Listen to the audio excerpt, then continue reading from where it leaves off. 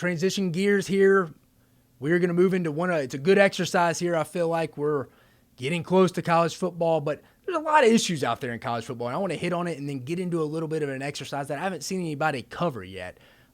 Listen, college football right now, we're a little bit of a crossroads. And look, this podcast, this YouTube channel, Mach 10 Sports, is not going to be about, hey, we're going to solve all the issues with the NCAA. I'm not here to do that. I am here to cover SEC football, basketball, and baseball. But I think this is a good topic to cover and initially talk about what is happening in college football right now and some suggestions on how we can fix this.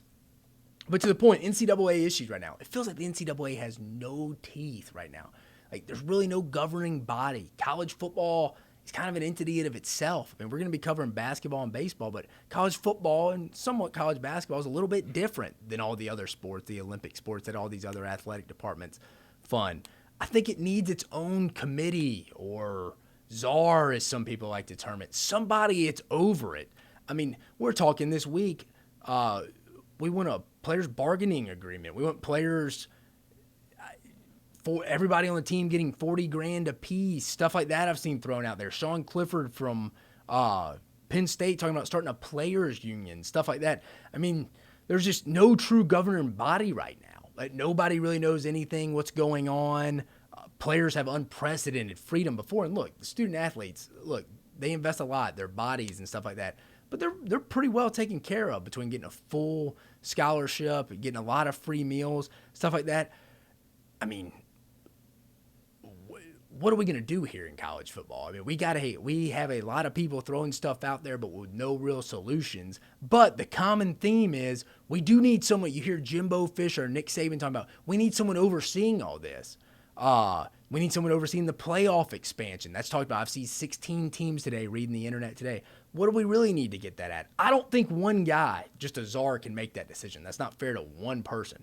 So that's why I kind of came up with my top 9, an odd number, just so we could, if they're voting, it's going to be 5-4. But I incorporated some media members, coaches, former players, and some commissioners. So I'm going to go over my college football committee, not playoff committee. We have that, not playoff committee. This would be a committee that would see everything college football, make the rules. But we're hitting all different angles here. Again, media. Media covers it in and out. They have more of a pulse on this sport than a lot of people like to believe. We got college coaches. Obviously, they know what they're doing. Former college coaches, they know the ins and outs of what's going on in here. Student athletes, they were the ones on the field. And then we got the commissioners, the one that are having these big-time conversations. So I think if you can combine, get a good mixture of those 4 departments categories, bring them in, get the best of the best out of those categories, I really think that would be great for college football moving forward. And I'm here to give you my 9 guys I think that would be great for the college football committee if it were to start tomorrow. Leading off here, man, one of my favorite media people out there, he is the face of college football to me, especially from an ESPN standpoint. Kirk Herbstreit, man. Also, former student athlete. He checks that box. Kirk Herbstreit has been, I believe, with ESPN since 1996. Former player at Ohio State.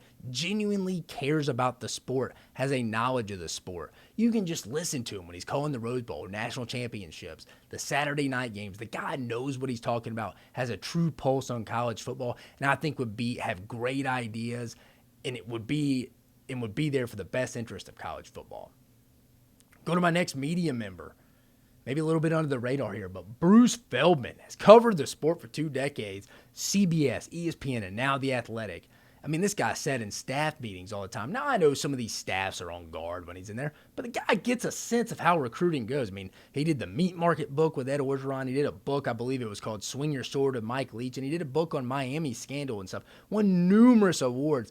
Covers college football at a very professional level, can bring that media sense, big picture, bring it all in, bring some ideas together that people may not think about at that table, which, man, Bruce Feldman, in my opinion, does a fabulous job covering the sport, and I think would be a tremendous asset to the college football committee. Next, transition a little bit to former coaches. Man, one of the big culture builders out there, Chris Peterson would have a West Coast feel out there. turn programs Boise State and Washington into perennial contenders, man. I love that guy. From guys I know that have worked in that program, the guy could run for the president of the United States and do a phenomenal job. Intelligent guy, mentioned turned 2 programs around, big developmental guy. He made sure he didn't care how talented you were from talking to people in that building. You had to be a culture fit, man. It was a big deal to get an offer from Washington. I mean, you go look back, those guys may be offered anywhere from 60 to 80 people a year. You look at some schools, they're offering 300. Washington did their homework. And that started with Chris Peterson, Blueprint. The guy knows genuine best interest. Again, I keep saying that for the sport and for the student athletes. I think he would do a phenomenal job sitting on the committee. Next, Jim Tressel. Everybody remembers Jim Tressel. Won the national championship. Hey, some may say it was pass interference. Some may say it wasn't against Miami. But hey, won a national championship in 2002. Former Youngstown State president. The guy's been a president at the university. Very well liked in the college football community. Very well respected. There's not going to be anybody else out there that has been a university president and has won a national championship in the sport and is well respected as Jim Tressel. I think he would fit the mold to a T. I think he'd be an awesome addition to the college football committee. Next, finally, David Cutcliffe.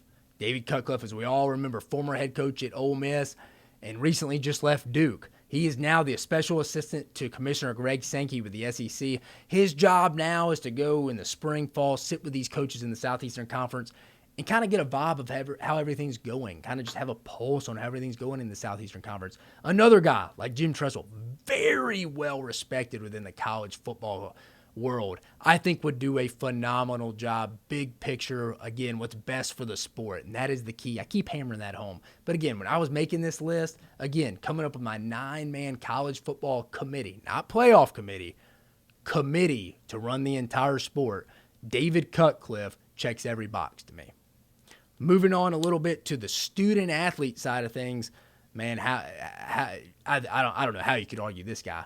Peyton Manning, former Super Bowl winner with the Indianapolis Colts, Denver Broncos, former Tennessee player, Tennessee Vol, true passion for the sport, part of the first true family of college football with his father, Archie Manning, his brother Eli, who played at Ole Miss, brother Cooper, and then his nephew, Arch Manning, who's kind of taken the recruiting world by storm here in the last month with his commitment to the University of Texas. Peyton Manning, intelligent guy, set in the student athlete's shoes, would command respect. Again, what do I keep saying?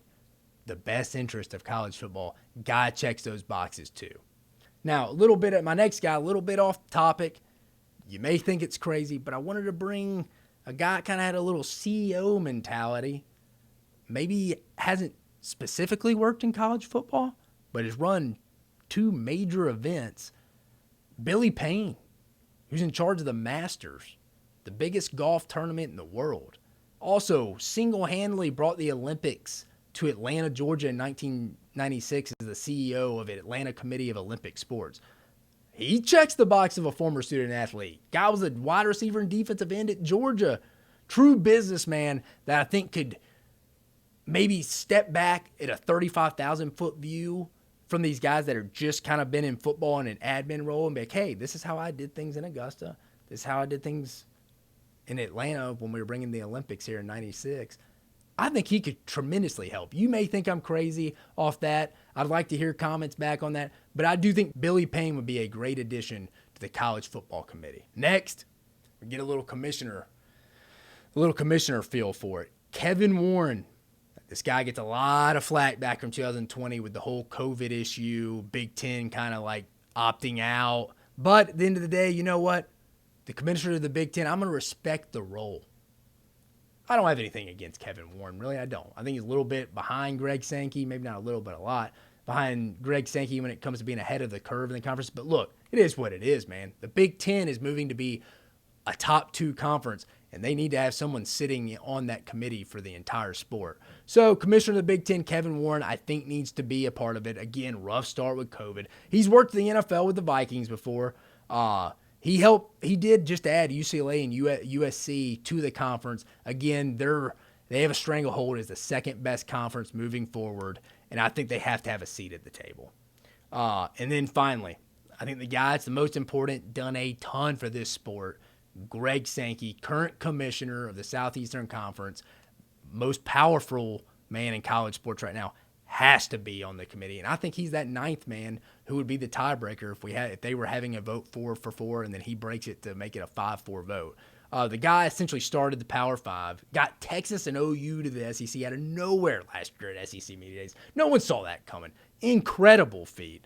Longevity, intelligence, second to none. You talk to people that have been around this guy, has a compliance law background. The guy is the smartest guy in the room, speaks up when he has to, doesn't always have to hear himself. The guy's a very high intelligent, high IQ guy that I think would do an incredible job being on the committee, and if not, being over the entire committee.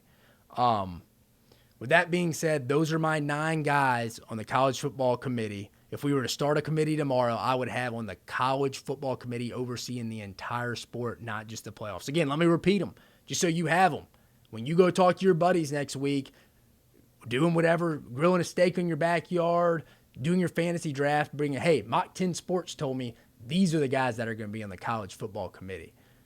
Kirk Herbstreit, Bruce Feldman, Chris Peterson, Jim Tressel, David Cutcliffe, Peyton Manning, Billy Payne, Kevin Warren, and Greg Sankey. I think those 9 guys would do a tremendous job leading us into this new era chapter of college football and tying it all together and doing, again, you heard me say it a lot during this segment, what's best for the sport.